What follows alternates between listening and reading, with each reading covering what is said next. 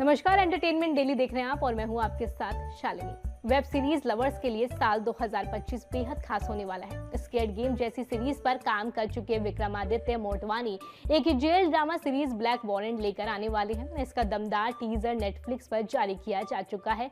इसके साथ ही वेब सीरीज की रिलीज डेट से भी मेकर्स ने पर्दा उठा दिया है। Black warrant series Sunil Gupta और सुनेत्रा चौधरी की किताब black warrant confessions of a Tihar jailer पर आधारित है, जिसमें एक नौसिखिए जेलर सुनील गुप्ता के संघर्ष को लिखा गया है और इसकी कहानी को ओटीटी पर दिखाने की जिम्मेदारी विक्रमादित्य ने उठाई है।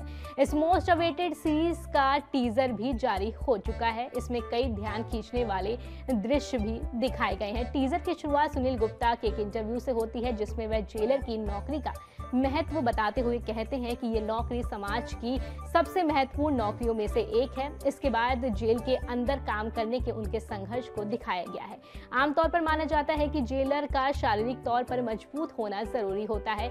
इस वेब सीरीज में बताया जाएगा कि कैसे सुनील कुमार गुप्ता खुद को बेहतरीन जेलर साबित करेंगे। वहीं किसी भी फिल्म या सीरीज को सफल बनाने में उस फिल्म के एक्टर्स का बहुत अहम रोल माना जाता है। ब्लैक वॉरेंट में ऐसे ही एक एक्टर हैं अनुराग ठाकुर। अनुराग ठाकुर ने इस सीरीज में मुख्य भूमिका निभाई है। वह एक सख्त और मेहनती पुलिस अधिकारी के किरदार में नजर आते हैं। उनके अभिनय की छाप दर्शकों पर बहुत गहरी पड़ती है, क्योंकि वे अपने किरदार में पूरी तरह से ढल जाते हैं। उनकी मेहनत और लगन साफ तौर पर स्क्रीन पर दिखती है, जो कहानी को और भी प्रभावशाली बनाती है। ब्लैक वॉरेंट वेब सीरीज में अनुराग ठाकुर का किरदार एक मजबूत और ईमानदार पुलिस अफसर का है, जो अपराध और अन्य सामाजिक मुद्दों के खिलाफ संघर्ष करता है। इन जनरल अनुराग ठाकुर का किरदार शो के टोन और थ्रिल को बढ़ाता है और उनका अभिनय शो की कहानी में गहरी दिलचस्पी पैदा करता है। एक्टर अनुराग ठाकुर की पर्सनल लाइफ की बात करें तो वे थिएटर बैकग्राउंड से हैं और बिहार के पूर्णिया जिले के रहने वाले हैं।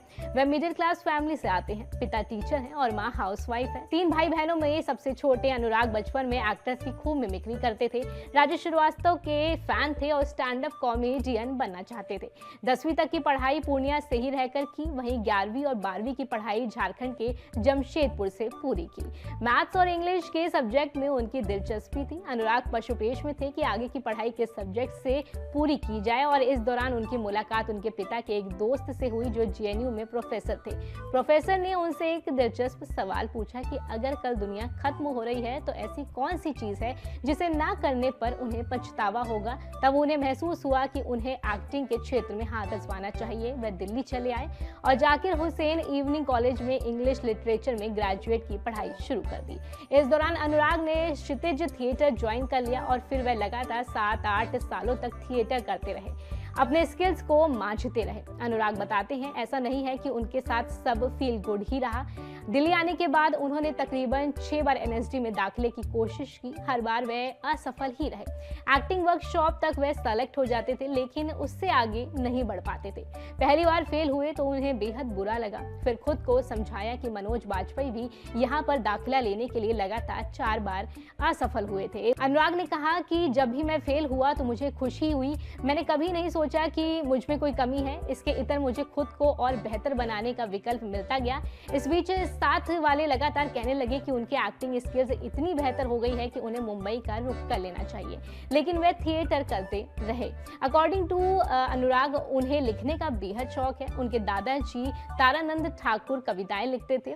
वह भी कविताएं लिखना पसंद करते हैं। इसके अलावा वह प्ले भी लिखते हैं। जब 6ठी बार वह एनएसडी के एंट्रेंस में फिर से फेल हुए तो दिल्ली में वो रुक गए और थिएटर करने लग गए। लोगों को थिएटर सिखाना शुरू किया।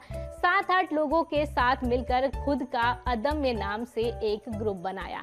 इसके कुछ वक्त बाद मुंबई का रुख कर लिया। अनुराग के मुताबिक साल 2020 के मार्च में जब वे मुंबई आए तो कोरोना ने दस्तक दे दी। इस दौरान 2 महीने वह और उनके 5 दोस्त मुंबई में फंस गए। अगले 2 महीने बड़े मुश्किल से बीते। सब बंद था, घर भी नहीं जा सकते थे। खाने पीने की भी दिक्कत होने लगी।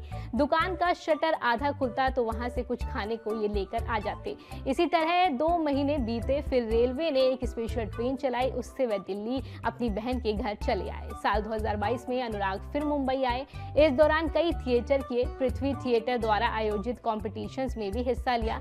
इस दौरान एक प्ले किया और इस प्ले में किन्नर का रोल उन्होंने निभाया था। इस रोल के लिए उन्हें तारीफें मिली, साथ ही वह लोगों के नजर में भी आने लगे। इसके बाद उन्हें कई विज्ञापनों यानी कि एड्स में एक्ट करने का मौका मिला। अमेज़न प्राइम की सीरीज तांडव में भी वो नजर आ चुके हैं और फिजिक्स वाला में अलख पांडे के दोस्त का किरदार उन्होंने निभाया है। इसके अलावा जॉन अब्राहम की वेदा में भी नजर आ चुके हैं।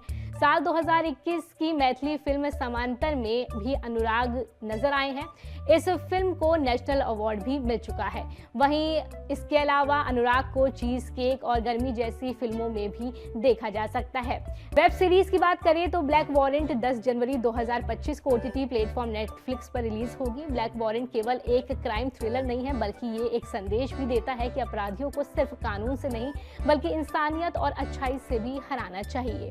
ये पुलिस के कठिन संघर्ष और समर्पण को भी दर्शाता है जो वह अपने कर्तव्य को निभाने के लिए करते हैं। आप भी इस सीरीज को देख सकते हैं और देख सकते हैं कि किस तरह पुलिस और अपराधी के बीच का संघर्ष आपको एक नई दिशा दिखाता है।